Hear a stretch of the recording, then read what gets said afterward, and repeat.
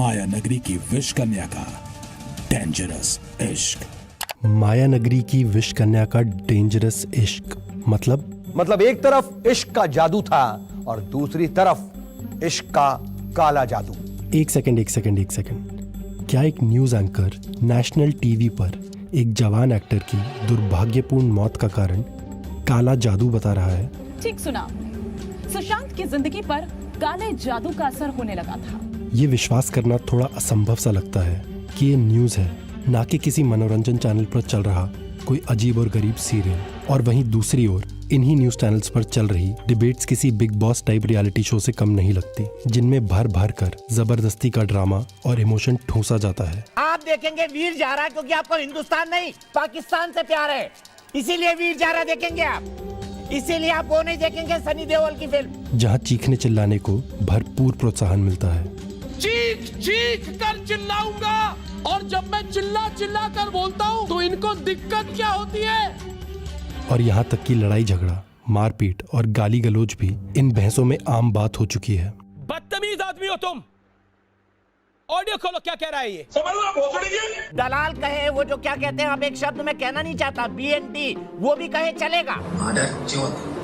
अगर हम अपने न्यूज चैनलों की तुलना एक किचन से करें तो ये एक ऐसी किचन होगी जिसमें सिर्फ मसालों से भरा तला भुना खाना ही होता है, और पौष्टिक आहार के नाम पर शायद कभी किसी कोने में एक केला पड़ा मिल जाता है।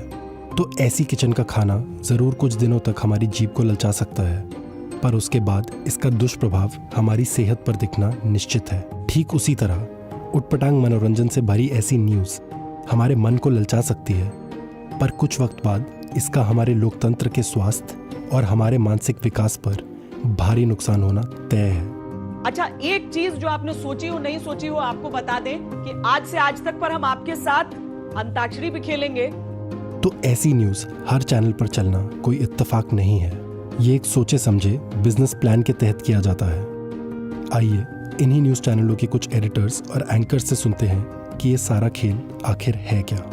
जो टीवी चैनल्स के न्यूज़ रूम्स हैं, उन न्यूज़ रूम्स में जो कंटेंट सारा प्लान हो रहा है वो रेटिंग्स के आधार पर प्लान हो रहा है। कंटेंट जितना सस्ता होगा, जितना चीप होगा, उसकी टीआरपी उतनी ज़्यादा होगी। कंटेंट जितना साफ सुथरा होगा, उसकी टीआरपी उतनी कम होगी। इसीलिए आपको न्यूज़ चैनल्स पर बहुत कई बार घटिया कंटेंट देखने को मिलता है। टीवी चैनल्स की रेटिंग्स को टीआरपी यानी टेलीविजन रेटिंग पॉइंट्स कहते हैं, जो BARC broadcast audience research council नाम की एक संस्था कैलकुलेट करती है और हर हफ्ते अपनी वेबसाइट पर डालती है। सर, इस हफ्ते की टीआरपी आ गई है सर। टीआरपी कैलकुलेट करने के दो आधार हैं, एक कि ये चैनल कितने लोगों ने देखा और दूसरा कितने वक्त के लिए देखा। और इसी टीआरपी के आधार पर इन चैनल्स पर चलने वाले विज्ञापनों का हर सेकंड का रेट तय होता है। और अगर हमें ज़्यादा रेटिंग मिलेगी तो हमें ज़्यादा विज्ञापन मिलेंगे, तो हमें ज़्यादा पैसा मिलेगा। और ये टीआरपी कैलकुलेशन कोई परफेक्ट सिस्टम नहीं है। तो जिस तरीके से एग्जिट पोल एक अनुमान है, उसी तरीके से टीआरपी यानी कि रेटिंग सिस्टम भी एक अनुमान है। और इसी के आधार पर अक्सर सारे न्यूज चैनल्स खुद को नंबर 1 बुलाते रहते हैं। आज रिपब्लिक भारत नंबर 1 चैनल कैसे बन गया? अर्नब, हमने इतिहास रच दिया, ये हमारी बादशाहत सामने आई, तमाम चैनल्स को पछाड़ दिया। तो अब न्यूज का मकसद रिपोर्टर को ग्राउंड पर भेज सही जानकारी और सच्ची खबरें लाना नहीं है, बल्कि टीवी स्टूडियो में एंकर को बिठाकर सबसे आसान तरीकों से ज्यादा आंखों को अपनी तरफ आकर्षित करना है और उन आंखों को अपने न्यूज चैनल पर लंबे से लंबे वक्त तक रोक के रखना है। मुझे लगता है कि जैसे साबुन, तेल, कंघा बिकता है दुकान पे, वैसे ही न्यूज़ चैनल पे या अखबार में खबरें बिकती हैं। तो उस समय फिर मुझे लगता है कि मैं कोई जर्नलिस्ट नहीं हूँ, मैं सेल्समैन हूँ। इसलिए भी कि मैं बेच रहा हूँ और इसलिए भी कि मैं बेच रहा हूँ, तो इसका जो रेवेन्यू जनरेशन होगा उसमें से हो सकता है कुछ मेरी जेब में भी आ जाएगा साल के अंत में इंसेंटिव के तौर पे या सैलरी में ग्रोथ के तौर पे। भारत का संविधान हमें सूचना का मौलिक अधिकार देता है और इसीलिए इन न्यूज चैनलों को अनेकों खास सुविधाएं मिलती हैं इस अधिकार की पूर्ति के लिए। पर हम दर्शकों ने क्यों टीवी न्यूज से सूचना मांगना या उसकी अपेक्षा भी करना छोड़ दिया है? व्यूअर डिसाइड करता है कि वो आपको देखना चाहता है। अगर आप सही कर रहे हो तो व्यूअर देख रहा है, नहीं सही कर रहे हो तो आपको नहीं देखेगा। भैया आजकल सबके हाथ में रिमोट नहीं, पर रिपब्लिक सही नहीं कर रहा तब भी लोग देख रहे हैं, तो मेरे को लग रहा है वो एंटरटेनमेंट के लिए देख रहे हैं कि चल आज सास बहू सीरियल नहीं, आज इसको देखते हैं। जब हम मनोरंजन चैनलों को न्यूज के लिए नहीं देख सकते तो फिर न्यूज को मनोरंजन के लिए क्यों देख रहे हैं? न्यूज़ चैनल और पत्रकार हमारे प्रतिनिधि होते हैं जिनका कर्तव्य है हमारी आवाज़ को सरकार और प्रशासन तक पहुंचाना और उनकी नीतियों और फैसलों की जांच कर हम तक सटीक जानकारी पहुंचाना। इसलिए मनोरंजन के लिए न्यूज़ देखना वैसी ही बात है जैसे पेट खराब होने पर डॉक्टर की जगह हलवाई के पास जाना। अरे कहना क्या चाहते हो? कहने का मतलब ये है कि हमारे न्यूज़ चैनल्स ये सुनिश्चित कर रहे हैं कि हम अपनी असल जिंदगी की अक्सर कठिन और चुनौतीपूर्ण सच्चाई से दूर होकर सिर्फ एक मनोरंजन की काल्पनिक दुनिया में खो जाएं और उनके लिए मुनाफा कमाना और आसान हो जाए। उदाहरण के लिए पिछले 2 महीनों में हमारे 5 चैनल्स की लगभग 380 प्राइम टाइम न्यूज़ डिबेट्स में सिर्फ एक बहस कोरोना पर थी। ड्रामा रामा क्या है ड्रामा? #सेल्फी विद काऊ। सच तो यह है कि श्री राम के नाम से डरना चाहिए पापियों को, और पाकिस्तान तो पापी है इसलिए बहुत डरता है। ताल ठोक कर कह रहा हूं कि आज चीन के चमचों की चालबाजी बर्बाद होने वाली है। आज सबूत गैंग के गाल पर तमाचा पड़ने वाला है। चलिए विवेक जी चलते हैं चाइना की सरकार बदलने, चले क्या? न्यूज़ चैनलों की ऐसी स्थिति के कारण अब हम आम लोगों पर किसी मुसीबत टूटने का मतलब ये है कि हमें अपनी आवाज़ उठाने का सारा बोझ खुद पर लेना पड़ेगा। ये आपने देखा, ये 2 दिन से बॉडी डेड बॉडी पड़ी हुई है। ये 2 दिन से ये इतना बुरा हाल है कि हम बता नहीं सकते। एक ये बॉडी है।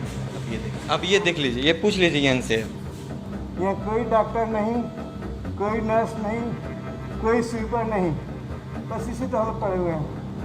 ये अंकल है, ये मेरे कुछ नहीं लगते हैं। इसके बाद भी अंकल के मैंने ऑक्सीजन चेंज करता हूँ, इनको ख्याल रखता हूँ, बोलता हूँ अंकल को चाहिए क्या नहीं चाहिए। लेकिन नहीं, अगर इनका ऑक्सीजन ख़त्म होता है तो ये चिल्लाते हैं, तो मुझे मजबूरी में इनका ऑक्सीजन ठीक करना पड़ता है। लेकिन आप नर्स से पूछोगे मैम चलो प्लीज़ जल्दी चलो, पापा की तबीयत ज़्यादा ख़राब हो रहा है, तो वो बोलते हैं मेरे पास किट नहीं, हम नहीं जा सकते हैं। क्या हम आम इंसान इन न्यूज़ चैनलों के लिए सिर्फ टीआरपी का एक आंकड़ा बनकर रह गए हैं? अगर इनके बिजनेस मॉडल के लिए हम दर्शक इतने महत्वपूर्ण हैं तो क्या हम दर्शकों की जिंदगी से जुड़े जरूरी सवाल इनके लिए बिल्कुल अहम नहीं होने चाहिए? मीडिया तो वही दिखाते हैं जो व्यूअर्स देखना चाहते हैं। खुद आसान मुनाफा कमाने के लिए हमको कचरा मनोरंजन बेचकर ये न्यूज़ चैनल इसकी जिम्मेदारी भी हम दर्शकों के सर ही डाल देते हैं। तो ये वैसी बात है जैसे एक केमिस्ट या दवाई का दुकानदार लो क्वालिटी दवाइयाँ बेच कर पैसा कमाता रहता है और शिकायत आने पर यह कहता है कि लोगों को कम क्वालिटी वाली दवाइयाँ ही ज़्यादा पसंद हैं। अभी तो मनोहर कहानियाँ बिक रही है तो मनोहर कहानियाँ बेच रहे हैं। जिस दिन लगने लगेगा कि भाई मनोहर कहानियाँ से लोगों का मन उब गया, अब लोगों को प्रतियोगिता दर्पण चाहिए, तो उस दिन प्रतियोगिता दर्पण लाएंगे है ना, उस दिन कंपटीशन सक्सेस रिव्यू लाएंगे। अभी तो चल रहा है जो चल रहा है। तो हम दर्शकों की भी ये जिम्मेदारी बनती है कि हम ऐसे न्यूज़ चैनलों की लगातार आलोचना करते रहें और इनसे सवाल पूछते रहें कि ये हमारे हित के सवाल कब उठाएंगे। और तब तक टीवी और इंटरनेट पर ऐसे चैनल ढूंढें जो अच्छी रिपोर्टिंग करते हैं और हमें तथ्यात्मक जानकारी देते हैं। और जब भी न्यूज़ देखें तो सही जानकारी के लिए देखें, ना कि सस्ते मनोरंजन के लिए। मैं कहता हूँ कि सर्जिकल स्ट्राइक हम लोगों को करनी पड़ेगी व्यूअर्स को टेलीविजन रिमोट से। टीवी की औकात केवल उतनी है जितना आपका रिमोट है, और 1 सेकंड के 1000वें हिस्से में आप उसको जमीन पे ला सकते हो। क्या करना है आपको? बटन ही तो दबाना है।